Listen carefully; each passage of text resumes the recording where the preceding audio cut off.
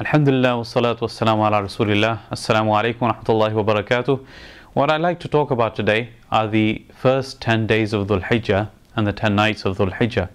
Allah subhanahu wa ta'ala, He takes an oath about these 10 days and nights, and He says, وَالْفَجْرِ وَلَيَالٍ عَشْرٍ وَالشَّفْعِ وَالْوَتْرِ وَاللَّيْلِ إِذَا يَسْرٍ. And basically what Allah subhanahu wa ta'ala, whenever He takes an oath by something, that is something that is something that we need to pay attention to and focus on. And that's why the Prophet ﷺ, he said about these days that no other worship can compete with the worship that is done on these 10 days and nights.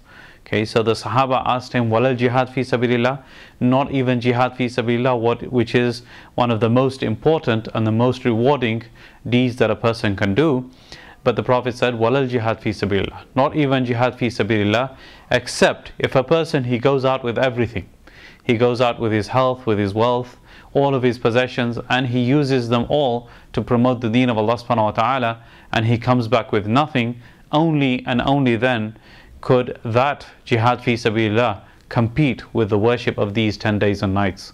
So in these 10 days and nights, we have to try to make sure that we don't let it go to waste. Yes, we try our best in the last 10 nights of Ramadan, but the 10 days and nights of the 10 days of Dhul-Hijjah are very, very important indeed also.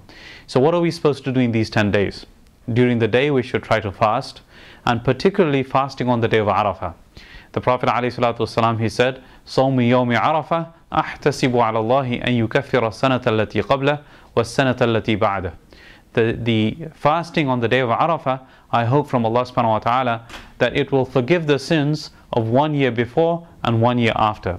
So that is so rewarding indeed, that all of the minor sins that a person does, they are forgiven on account of fasting on just 1 day of the year. And then on top of that, we should, if the rest of the 9 days we can fast, that is good, but also at night we should try to pray tahajjud, ask Allah subhanahu wa ta'ala and engage ourselves in worship. And of course, the day of Eid itself is a day in which we should increase our takbir. And we know also that during the days of Eid and 3 days after that, the takbir al-tashriq is done, which is the takbir specific to Eid, which is Allahu Akbar, La ilaha illallah, Wallahu Akbar, Allahu Akbar, Walillahi alhamd. And there are a couple of different variations mentioned in a hadith, some with 3 takbirs, some with 2. But in any case, whichever one we do, it is inshallah acceptable. Even if we are praying individually, we should make takbir al-tashriq loudly as possible. And we should do that for about 4 days after the day of Eid. Now in these days, the thing that we really need to think about and commemorate is the sacrifice of Ibrahim alayhi salatu wasalam. Now we know that Allah subhanahu wa ta'ala throughout the Quran, He tells us, ittabi'u millata Ibrahim hanifa. Follow the way of Ibrahim alayhi salatu wasalam with full concentration and devotion.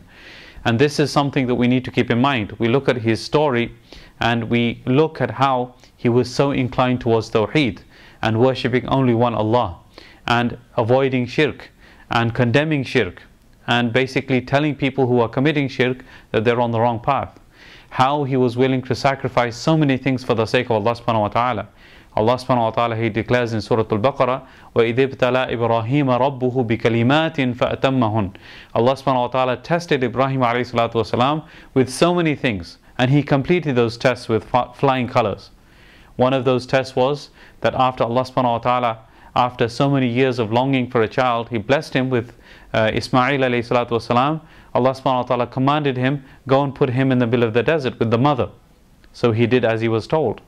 And as a result of that sacrifice, we have today this beautiful city of Mecca that we turn towards and we migrate towards when we're performing the Umrah and Hajj. This was because of his sacrifice.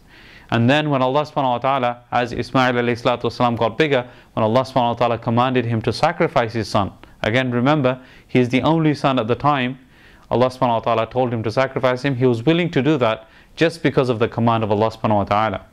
So the thing that we need to keep in mind is that Allah subhanahu wa ta'ala doesn't make us go to these extremes in terms of worshipping Him, but we have to take a lesson from Ibrahim alayhi salatu wasalam and think how much he was willing to do for Allah subhanahu wa ta'ala.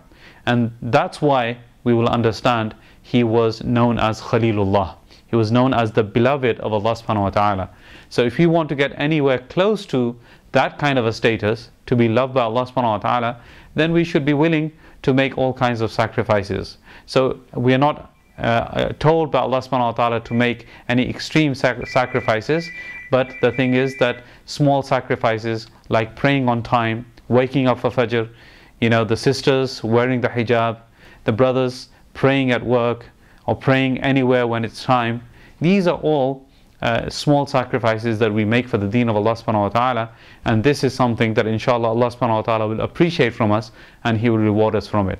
So I pray that Allah subhanahu wa ta'ala gives me and you all the tawfiq to understand and practice what I have said. Jazakumullah khairan. Assalamu alaikum wa rahmatullah.